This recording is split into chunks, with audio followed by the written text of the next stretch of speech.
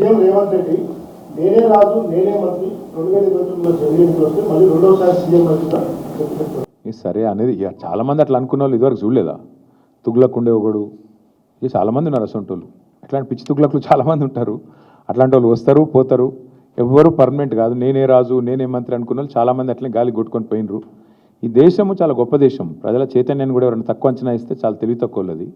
ఈ దేశంలో ఇందిరాగాంధీ గారు ఓడిపోయినారు, ఎన్టీ రామారావు గారు ఓడిపోయారు, కేసీఆర్ లాంటి తెలంగాణ తెచ్చిన నాయకుడు కూడా మన కామారెడ్డిలో దురదృష్టవశాత్తు ఓటమి పాలయ్యారు. సరే రేవంత్ రెడ్డి గారు అక్కడ థర్డ్ వచ్చారు, అది వేరే విషయం అనుకో. కానీ ఈ దేశంలో ఇందిరాగాంధీ గారు ఓడిపోయినారు, ఎన్టీ రామారావు గారు ఓడిపోయారు, కేసీఆర్ లాంటి తెలంగాణ తెచ్చిన నాయకుడు కూడా మన కామారెడ్డిలో దురదృష్టవశాత్తు ఓటమి పాలయ్యారు. సరే రేవంత్ రెడ్డి గారు అక్కడ థర్డ్ వచ్చారు, అది వేరే విషయం అనుకో. కానీ పాయింట్ ఏంటంటే ఈ దేశంలో అట్లా రేవంత్ రెడ్డి లాగా విర్రవీగిన వాళ్ళు, నేనే రాజు నేనే మంత్రి అన్న వాళ్ళు చాలామంది వచ్చారు, చాలామంది పోయారు. కానీ దేశం అట్లే ఉంది, ప్రజల చైతన్యం అట్లే ఉంది. చైతన్యాన్ని తక్కువ అంచనా వేసిన వాళ్ళు ఎవరైనా కూడా గాలికి పోతారు భవిష్యత్తులో. పార్టీ మారిన ఎమ్మెల్యేల విషయంలో మేము మొదటి నుంచి ఒకటే చెప్తున్నాం. రేవంత్ రెడ్డి గారు మళ్ళీ నాకు తెలిసి ఇవాళ వచ్చి మేము గెలిచినాము, మాకు తిరుగులేదు వెరుగులేదు, నేనే రాజు నేనే మంత్రి అని మళ్ళీ పోజులు కొడతాడు.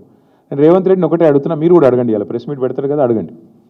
నిజంగా నీ గవర్నమెంట్ మీద నీకు అంత నమ్మకం ఉంటే ఆ 10 మందితో రాజీనామా చెప్పించి ఎలక్షన్కి చూద్దాంపా. ఎందుకంటే ఇవి స్థానిక ఎన్నికలు. ఆ స్థానికంగా మోరీ బాగుందా, ఆడ నీళ్ళు వస్తున్నాయా లేవా, ఆడ అభ్యర్థి ఓడిపోయిందా గెలిచిండా, వీటన్నిటి మీకెళ్ళి నడుస్తుంది. ప్లస్ ప్రభుత్వం ఎన్నిటి మీకెళ్ళి నడుస్తుంది, నీకు తెలుసు నాకు తెలుసు. ఇప్పుడు బాన్స్వాడ్ ఉంది ఫర్ ఎగ్జాంపుల్ చెప్తున్నాను. నేను పోయి మొన్న ఆడ సవాల్ చేసిన పోచారం గారిని, రండి రాజీనామా చేసి రండి, భయం ఎందుకు? నిజంగానే బాన్స్వాడ మున్సిపాలిటీ గెలిచిన అంటది కదా కాంగ్రెస్, రా మరి గోదాలోకి రా, బాన్స్వాడలో రాజీనామా చేయి. ఒక పోచారం గారే కాదు, 10 మంది ఎమ్మెల్యేలు ఎవరైతే ఇవాళ కాంగ్రెస్ వాళ్ళు వాళ్ళ పార్టీలో చేర్చుకున్నారో, సరే స్పీకర్ గారు చేర్చుకోలేదని చెప్పి ఏదో సాంకేతికంగా చెప్తుండు. కానీ మీకు తెలుసు మాకు తెలుసు ప్రజలకు తెలుసు. అక్కడ ఎన్నికలకు రండి, రాజీనామా చేయండి, ఎన్నికలకు రండి, ప్రజలు చెప్తారు. 10 చోట్ల ఉప ఎన్నికలు వస్తే డెఫినెట్గా అదొక ఇండికేటర్ అవుతుంది. ఇక అక్కడక్కడ జరిగిండొచ్చు, అక్కడ లోకల్ కండిషన్స్ ఏందో నాకు తెలియదు, బట్ అక్కడక్కడ జరిగిండొచ్చు.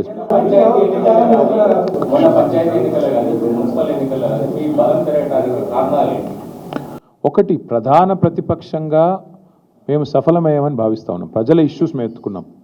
6 గ్యారంటీల అమలు వైఫల్యం, 420 హామీల అమలు వైఫల్యం, బలహీన వర్గాలకు ఈ ప్రభుత్వం చేసిన మోసాన్ని ఎండగట్టడంలో, మైనారిటీలకు ఈ ప్రభుత్వం చేస్తున్న అన్యాయాన్ని ఎండగట్టడంలో, దళిత గిరిజనులకు ఈ ప్రభుత్వం ఇచ్చిన హామీలు ఎగ్గొట్టిన విషయంలో కానీ, మహిళల విషయంలో కానీ, యువకుల విషయంలో కానీ, ప్రతి విషయంలో అందరికంటే యాక్టివ్గా అగ్రెసివ్గా ముంగటున్నది బీఆర్ఎస్ పార్టీ, కేసీఆర్ గారి నాయకత్వం. కాబట్టి సహజంగానే మా కోసం కొట్లాడుతున్న వాళ్ళు అనే భావన ఉన్నప్పుడు ప్రజలు కూడా మాకే మద్దతు ఇస్తున్నారు, ఇస్తారు.